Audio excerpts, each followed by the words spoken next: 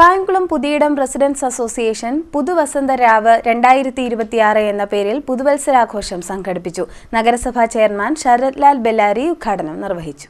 Kayamkulam Puthiyidam residence association പുതുവസന്ത രാവ് 2026 എന്ന പേരിൽ പുതുവത്സര ആഘോഷം വിപുലമായി സംഘടിപ്പിച്ചു. 250 കുടുംബ അംഗങ്ങൾ പങ്കെടുത്തു.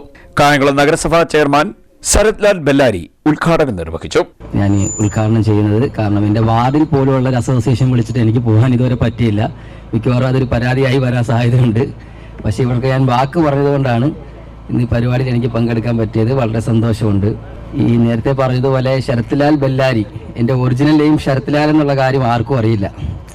ഇലക്ഷന് ഞാൻ ഏറ്റവും കൂടുതൽ ബുദ്ധിമുട്ടതും ഈ പേര് പറഞ്ഞ് മനസ്സിലാക്കാനാണ്.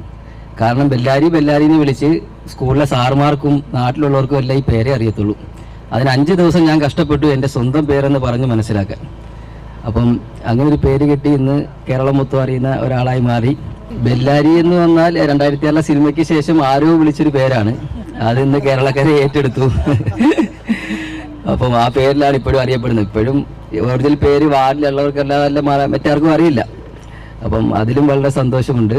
പിന്നെ ഒരു 60 ദിവസത്തിന് മുമ്പുള്ള ഞാൻ വേറൊരാളായിരുന്നു.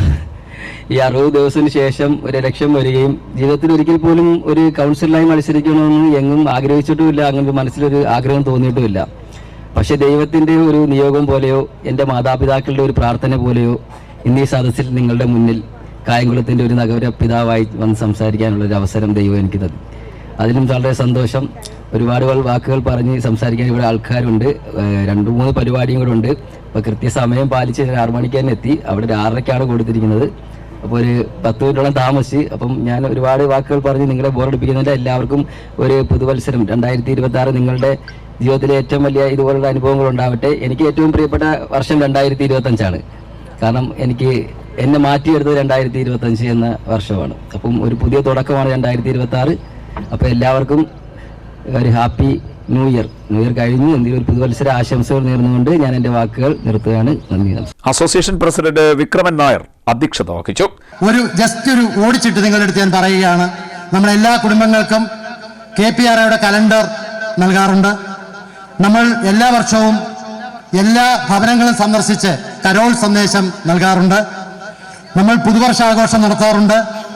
നമുക്ക് കുട്ടികൾക്ക് പഠനയാത്ര നമ്മൾ സാധാരണ ചെയ്യാറുണ്ട്. നമ്മൾ മെഡിക്കൽ ക്യാമ്പ് നടത്താറുണ്ട്. ഓണാഘോഷം നടത്താറുണ്ട്. നമ്മൾ സുഖദുഃഖങ്ങളിൽ പങ്കുചേരുക, മരണാനന്തര റീത്ത് സമർപ്പിക്കുക ആദ്യമായ കാര്യങ്ങൾ ചെയ്യാറുണ്ട്. അത്യാവശ്യം ബുദ്ധിമുട്ടുന്ന ആൾക്കാർക്ക് അടിയന്തര ചികിത്സാ സഹായം നൽകാറുണ്ട്. വിവിധ കൗൺസിലേഴ്സ്, പോലീസ്, എക്സൈസ് ഓഫീസുകളുമായി KPRAയിലെ കുടുംബാംഗങ്ങൾ അവതരിപ്പിക്കുന്ന പ്രശ്നങ്ങൾ അവരുമായി ചർച്ച ചെയ്ത് അത് പരിഹരിക്കുന്നതിലേക്കായി വേണ്ട അഭ്യർത്ഥനകൾ അവരുടെ അടുത്ത് പോയി ചെയ്യുന്നുണ്ട്. ഒരു കാര്യം മനസ്സിലാക്കണം, നമ്മളുടെ അധികാര പരിധി വളരെ കുറവാണ്. നമ്മൾക്ക് ഒഫീഷ്യലി കാര്യങ്ങൾ ചെയ്യുന്നതിന് ഇവരുടെ എല്ലാ സപ്പോർട്ട് ആവശ്യമാണ്. ഈ കാര്യങ്ങൾ നമ്മൾ മുന്നോട്ട് അവതരിപ്പിക്കുന്നുണ്ട്.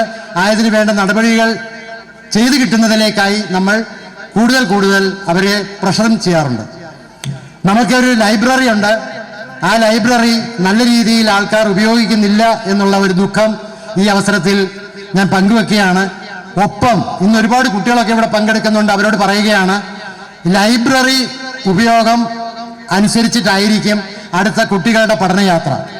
കുട്ടികളുടെ പഠനയാത്രയ്ക്ക് ആൾക്കാരെ സെലക്ട് ചെയ്യണമെങ്കിൽ അവർ ലൈബ്രറിയിൽ നിന്നും ബുക്കുകൾ എടുത്ത് ഉപയോഗിക്കുന്ന ആൾക്കാരായിരിക്കണം.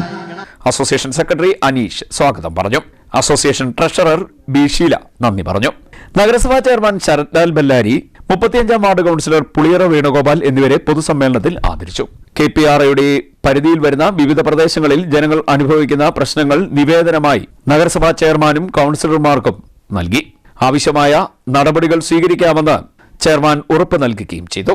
MP Raghunath, T Ranjitham, PM Naushil, Shivan സംഗീത, ഷൈനി സജി, വത്സലകുമാരി തുടങ്ങിയവർ സംസാരിച്ചു. പരിപാടിയുടെ ഭാഗമായി കുട്ടികളുടെയും മുതിർന്നവരുടെയും കലാപരിപാടികളും നടന്നു. ദേയും സംഘവും അവതരിപ്പിച്ച കളരിപ്പയറ്റ്, സ്വരലയ കരോക്ക ടീം അവതരിപ്പിച്ച ഗാനമേള എന്നിവ ശ്രദ്ധേയമായി. CDNet news, Kayamkulam.